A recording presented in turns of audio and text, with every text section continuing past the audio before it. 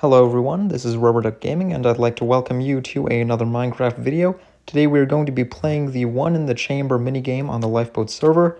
This is a pretty interesting minigame, pretty fun minigame. It's available on loads of servers, or at least it used to be. I don't know if it is anymore, but Lifeboat has it and I think their version is the best. And I think that if you want to play One in the Chamber, then you should go ahead and watch this video and you can learn some of my tips and tricks that I've learned while playing this game over the years. And I think that if you can apply these tips and tricks while you're playing the game, then you might be able to win, you might be able to place in the top 3, so watch to the end to see all the tips, and let's get right into the video. So my first tip relates to the weapons that you're using. You're usually given 2 weapons in One in the Chamber. You're given a sword and you're given a bow. My recommendation is that you should prioritize using the bow. You see, the sword usually takes 3 or 4 hits to kill somebody, but with the bow, you can kill him instantly and instantly get a point on the scoreboard. So because of this, it's really important that you prioritize using the bow because you can kill the other players quickly and you can keep getting arrows, and when you get more arrows, you can go on long streaks and you can just keep increasing your score and getting up there on the leaderboard. One in the Chamber is all about quickness, it's all about speed, it's making sure you're getting these kills as fast as possible. It's a fast-paced game, so any delay, slowly killing somebody with a sword or going on a wild goose chase across the map to get one player, it's just not worth it. You want to do this as quickly as possible. And that leads into my next tip, which is that you always need to be on the lookout for people around you. First of all, you need to be on the lookout for people around you, obviously, because you can kill them and get the points, but they could also kill you, which means that, that's not good. So what you actually want to do is you want to keep moving your crosshair around the screen, and you want to look around you. You might even want to use third-person view, because you will be able to find other players, see other players, and get loads and loads of points. You can see at this game I'm actually already at 20 points. Nobody else is even at 10 yet, so you can see just how much looking around using these tips is helping me. But anyway, continuing into the next tip, my next tip is to take fall damage carefully. You see, you can take fall damage a lot in many One in the Chamber maps. Some of them have really high jumps, or you miss one jump and you fall 10 blocks below. Now, taking fall damage is something, for example, in my survival games video, I said take fall damage as rarely as possible, try never to take fall damage. But in One in the Chamber, I'd say you can take fall damage if you think it's going to help you. For example, if you see somebody who you think you can do a surprise attack on, jump down and instantly get them, then you might want to take fall damage for that. But if you're going to jump down into a fight of 5 or 10 people, just don't do it, because you'll probably just die easily because you took the fall damage and now you're only 1 hit. But moving into my next tip now, we're actually going to talk about groups of players. You see, oftentimes a lot of groups of players, they will get into a big fight, there's going to be 4 or 5 people fighting, so what you can do is if you have an arrow, you can just fire an arrow right into the group of players, and you'll usually be guaranteed to just hit someone right away. So even though they're not paying attention to you, you can get loads of kills easily that way and easily get lots of points to go up on the scoreboard. Now, another thing I would recommend as well is when you're using the arrow, try to predict the path the person that you're shooting at is going to take. Now, this isn't very easy to do. It's just kind of something you have to get used to over playing hundreds of games of this. You can eventually kind of tell where somebody's going to go based on where they're looking, but it's a difficult skill to learn. But if you can do it, then that's absolutely something you want to do, because oftentimes when you fire the arrow, there's a little bit of lag before it actually fires, and besides, in Minecraft, this is not a hit scan game. This is actually a game that replicates the arrow's physics to make them actually fire, so you want to try to predict where people are going to go. But moving into my next tip now, it actually relates to the sword.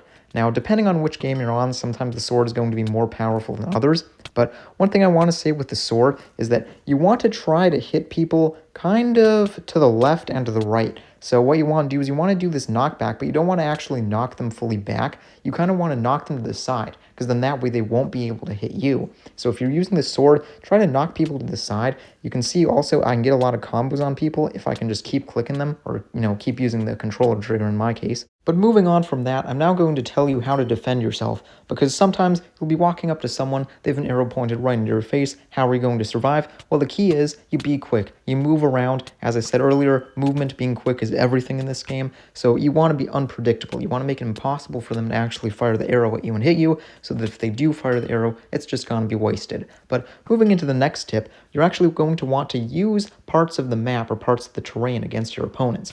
For example, on this map, which I believe is called Ethereal, then there's a whole lot of fences around the place. So if you can get your opponent stuck behind one of these fences, it can actually be really good for you, because then they'll be stuck there, they won't be able to move forward, so you'll just be able to keep hitting them. Now hopefully you'll have a good lead going up into the end of the game, but if you don't, my recommendation is to really just focus on the arrow. If you're in the last 4 or 5 seconds, you're most likely not going to get a kill with the sword before the game ends, so you really just have to shoot the arrow and hope that it hits. But luckily, I had a great lead going into the end of this game, and I actually had a 12-point lead. I scored 45 points, with the runner-up scoring 33 points. But with that in mind, let's get right into the next game, because I still have plenty more tips to show you, and I think if you use some of these tips, then you may just be able to get first place. One recommendation I make is to immediately fire an arrow or prepare to fire an arrow when you spawn into the game. Oftentimes, if there's a lot of players in your game, someone's just going to spawn in the exact same place as you. So if you're prepared to fire an arrow right away, you can instantly get a kill for free, for basically nothing.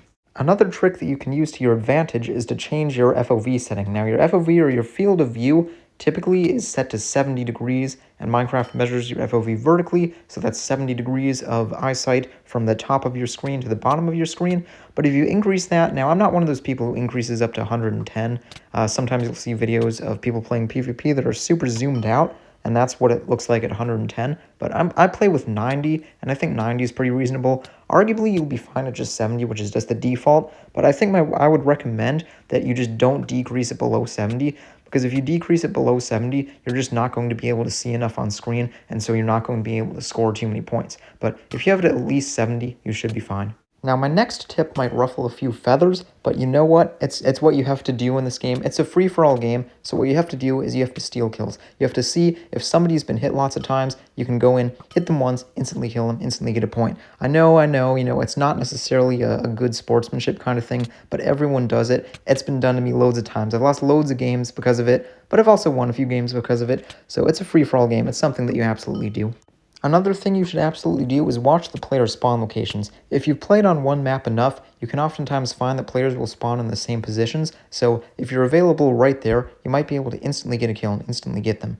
Another tip I have is to not charge your bow for too long. You see, if you're holding down your bow and you're about to fire it, and you just sit there not firing it, then you're basically stuck in place. You can move, but you can move very slowly, and other players are going to have a very easy time targeting you and eliminating you. So what you want to do is you want to just hold your bow down for the minimum time necessary, and then immediately fire it. If you don't fire it, if you don't see a target suddenly, or your target just disappeared, then you just want to switch to the sword, and that will cancel the bow charging animation, and you'll be able to keep going on your way. Now, another recommendation I will make, especially when it comes to maps that have lots of kind of structures in the middle of the map, is you'll often find that you end up having to chase players kind of around the structures. It's not really a good thing, because you're just kind of wasting time just running around in a circle, and that's also kind of what I meant by a wild goose chase earlier. You don't want to just go on a random chase to just get one player.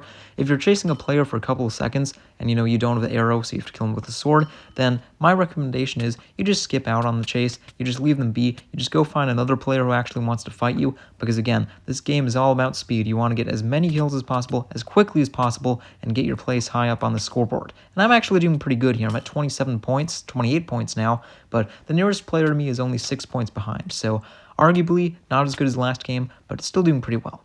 Now, my next tip is all about improving your aim. You see, aim in this game is everything. Again, if you're following my strategy, you should really be prioritizing the bow and only using your sword as a backup when you run out of arrows. So, my recommendation is that you take some time, say in survival Minecraft or just in creative, you get a bow, you place down a few target blocks, make a few targets for yourself, maybe even get some animals so that you can, get some practice with moving targets, and you really just focus on practicing your aim, improving your aim. And if you don't want to do that, then my recommendation is just keep playing One in the Chamber, keep playing this game. The more you play it, the better that you will get at aim, because you will just keep getting more and more practice, and that will allow you to really refine your arrow shots and really make them hit. When you fire an arrow, you really want to see it hit. Now, another tip I have might sound a little dumb, but my recommendation is that you actually record some of your gameplay. You don't necessarily have to post it to YouTube or post it publicly or anything, but if you record some of your gameplay, you can look at your past games, and you can see what you might be doing wrong. So, for example, in that game, I could see, oh, I missed my arrow shot, oh no, what should I have done there instead? So, you can take a look at your past mistakes and review them and learn from them. And that's really what this game is. It's about learning from your mistakes. It's about practicing. It's about improving your skill. One of the things I say is that One in the Chamber is one of the most skill-based games in Minecraft, one of the most skill-based mini-games. Because if you think about, say, a game like survival games, Sky Wars, Lucky Blocks, these are all mini games that it's entirely based on luck what items you get, right? Like there's chests, like you might find a chest with 2 pieces of dirt, or you might find a chest with a sharpness 5 diamond sword. So obviously, who's going to win a fight between the person with 2 pieces of dirt versus a sharpness 5 diamond sword? We all know how that's going to work. But the point is, One in the Chamber, everyone gets the same items. You get a sword and you get a bow. So it's really just entirely skill-based. I mean, there's some luck elements like where you spawn, like your spawning locations, but really, this is one of the most skill-based games that we can get in Minecraft, and it's awesome. I highly recommend that you play One in the Chamber. If you haven't, please do check it out. It's a fun game. I think you'll enjoy it. And again, I'm playing on the Lifeboat server here. They're one of the servers that has it. I don't know if any other servers currently have it. I know a lot of them used to have it, but there's not a lot of good server options out there right now. But if you play on Lifeboat, I'd say One in the Chamber, probably their best minigame. Probably the minigame I spend most of my time playing. So yeah, that's going to be about it for this video. I do want to say thank you all so very much for watching. If you did enjoy the video, please go ahead and subscribe for more videos. You can like the video if you liked it, and if you disliked the video, go ahead and leave a dislike. But with that in mind, I will say thank you so much for watching. I'm Rubber Duck Gaming, and I will see you in the next one. Goodbye.